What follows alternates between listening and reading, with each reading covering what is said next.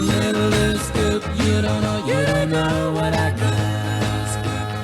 Oh, welcome to the fastest hour in radio, All About Cars, brought to you by ABC Motors Prescott with your hosts, David Don't Call Me Dave Spence and Big Mike Hill. This is David and Mike again with you, and we're going to talk about an interesting topic I think Mike's going to throw at us. Well, yeah, David, this is going to be our clarity moment. Of course, our clarity moment's brought to us by Chino Glass out there on Jackdaw Road in Chino. Those guys do a really top-notch job. They're the ones that replaced my windshield, and now I can see again. So they did the 67 Polara. They did the chips on it. Gone. They did the chips on the Polara? And they're gone. Gone? Yes. You mean they can do the one on the Michael Solstice? They can do the one on your Solstice right after your recall. Yeah, the recall's more important, I know. Okay. Because, you know, we call it a clarity moment, and what do? We try to, during a clarity moment, debunk a myth. There used to be, David, a myth about oils that modern detergent engines couldn't be used in pre-World War II. And I bring that up because I know you're getting ready to go to the World War II or pre-World War II swap meet. Yep, in Bakersfield. In Bakersfield, I heard your plane warming up. They did get the rubber bands all aligned. They got the flaps stapled back on. We're getting Tire Bros down on Carlton and Montezuma to put some tires on it so you can land. As soon as that's done, you'll be on your way. We'll get you out of here, I promise. But back to the clarity moment from Chino Glass. You know, a lot of pre-World War II cars were driven real hard. They had sludge and stuff in the engines. They put in detergent oils. All of a sudden, stuff broke down. The sludge that was, quote unquote, holding them together got washed out, so to speak. A lot of people blamed the detergent oil that it couldn't be used in those motors. Not a fact, not the truth. It's just a myth. Unfortunately, there's still people today, and it's been, 60 years since this, detergent oils? There's still people today that'll tell you can't use them in the older motors, and it's just wrong. Yes, they'll break the sludge loose. If you have a worn-out motor that's held together by sludge, it's probably going to come apart on you anyway. So I call it a myth. I think we can agree on that. Now, that, of course, your clarity moment from Chino Glass. I do want you and I to discuss what we discussed. I know you found a really, really interesting article about oils and the newest, hottest myth out there that if I have an old vehicle, I have to start adding zinc to my oil or my engine's going to fly apart. And, you've got the Graham, you've got the Terraplane, you've got the Kissel, you've got a lot of stuff that would fall into the my old car category. And I know you've been doing a lot of research. You found some very good articles on it. Why don't you go ahead and take this and tell me what you found? All right, here's what I found. First off, you're right, Mike. People assume stuff. They think it's going to be true. They think the engine's going to be in trouble. And actually, the truth is about opposite of that. There's a product called ZDDP that people have gotten all worried about recently as to whether or not it's in the oil. What's that stand for? Oh, my God. You want me to say that? No, that would have word. been OMG, not ZDDP. No, ZDDP is what it's normally called, sometimes called ZDP, and it's zinc diethyl phosphate, but I may have said it wrong. That's close enough. So it's commonly referred to as zinc. Right. Okay. And the idea of the product in there is it's another form of lubrication for certain uses in the engine because of the potential, quotes, metal contact. Problem is that what people think and what's actually going on are two different things. They think that, well, the government said, the EPA said, that you can't have this, and so it's been removed from the oil. That's actually not true at all. What has gone on is we used to have a level of 0.08% approximately in the oil. And what's gone on now is we're back to 0.08% approximate in the oil. So we didn't actually get rid of it. We lowered it from a slightly higher level back to its historical level, which is in fact what's right for the cars. And why did they do this? The reason is because at the higher levels it destroys catalytic converters and what's been made now for about the last 40 years. cars with catalytic converters, right? Absolutely. Even the Mustang we were just talking about. Okay, so in order to make those still work but remain backwards compatible, the level's been 0.08% like it was historically before catalytic converters. And so people are thinking, no, it's been taken out. And they're sort of seeing advertisements that say, oh, it's taken out. So you think that, oh, I've got to add it. And there are aftermarket products for this, to add ZDDP, and you're going to make your engine really last, and everything's going to be great. And the real truth is, it's like alcohol. A little bit's a lot of fun. A lot of it can be really bad, and it can even kill you. And the fact is if we put too much ZDDP in, we can actually destroy the engine. And so there's a really cool article that I've got here in a fantastic magazine. Most people are not normally going to see this magazine. You don't find it on the newsstand, if you can find a newsstand anymore. Do they still make those? They maybe do somewhere, but not very common.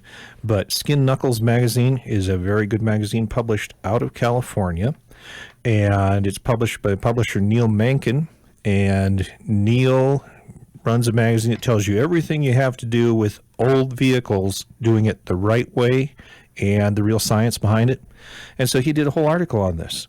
And what it's actually based on that's just amazing to me, and we're talking about GM, right, on recall? Well, GM has a thing called GM Tech Link that they publish to their dealerships. Right. So they actually do have information. Surprise, surprise. I didn't think GM didn't tell people. So what they do is they publish this, and from December 2007, there is a major article that long ago published on this, and yet people are believing the ZDDP myth right now. And who did the article was actually the head of the GM Oil Committee, which doesn't surprise me. You would think a company making 9+ million cars a year might have an oil committee when their cars use oil.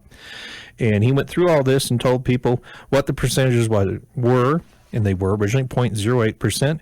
They have been restored to that. If you're really worried about this, you could go as high as like 0.12%. And that you can find in something like Rotella. So you can go get Rotella if you want to use it in your old vehicle. Right. And the Valvoline Racing has the higher zinc also. Yeah, so there's another one that you can use. So there's a couple of things you can go get. So you actually don't need the additive at all, and you don't over add it. But if I'm remembering my, I'll have to call it history class because I'm not quite that old, but if I remember correctly, flat tappets were the big deal. Oh, they were. If you didn't have the zinc additive with the flat tappets, when you were breaking them in, they would mar the surface and just create all kinds of havoc. So guys were adding zinc, and unfortunately now these guys are adding zinc on top of zinc and not doing it right, and really prematurely wearing out the metal surfaces, because zinc is not smooth and silky like an oil. It is almost granular at times. I mean, it can start actually like sanding stuff down and marring doing worse damage. Yes, yeah, at levels higher than what we're talking about in Rotella or your racing oil, you're actually starting to run the danger of damaging the engine. And so if you're just willy-nilly saying, well, hell, I'll add the additive here and everything's going to be good, you may, in fact, literally be destroying the engine. Right, right. And part of the reason for this originally with the increase in the ZDDP was that the smaller engines couldn't pump the thicker oils. They had to have thinner weight oils. They weren't providing enough protection for the flat tappets and things like that. So they added the ZDDP because it flowed better.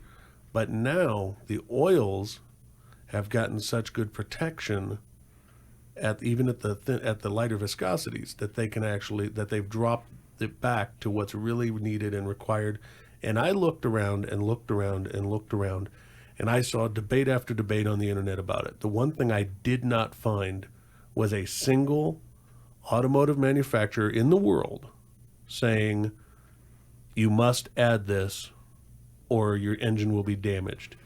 Well, yeah, that's correct. They don't tell you that because, in fact, it isn't necessary. There is a standard they're working with. There's a standard that the oil industry has, and every single oil has gone through proper testing. So they know exactly what the net results are going to be, and they give ratings in the first place. So the manufacturers forever, the Society of Automotive Engineers, have gotten together forever, and they've had standards of what works. If it was going to work in the car, if you should be doing it, the manufacturer, the OEM, would tell you to do that. That's what they pay engineers millions of dollars to do. David, I'm really glad that we got to throw this information out there. I know I just saw your plane taxiing by, so I know you're eager to get out this morning to the World War II or pre-World War II swap meet out in Bakersfield. I tell you, thank you for not just blowing me off and making me run this by myself today, because I've had a ton of fun, and I can't believe it's been an hour. And Scott, when you said it at the beginning, you were absolutely right. This is the fastest hour in radio. I don't know if I've had one go by this fast yet. And speaking of fast, real quick, you got the schedule for Prescott Valley Raceway? Yeah, tonight's races, we're looking at, we got hobby stocks, super stocks, mini stocks, and the Prescott Valley dwarf cars. All right. The dwarf cars? Dwarf cars, yes. They're damn, little that'd short be guys. fun. The you'll be out there racing, right? Yes. Okay, so I want all of our listeners to go out there, support Scott. Throw confetti in the air, make him see you guys, and know that you're there supporting him.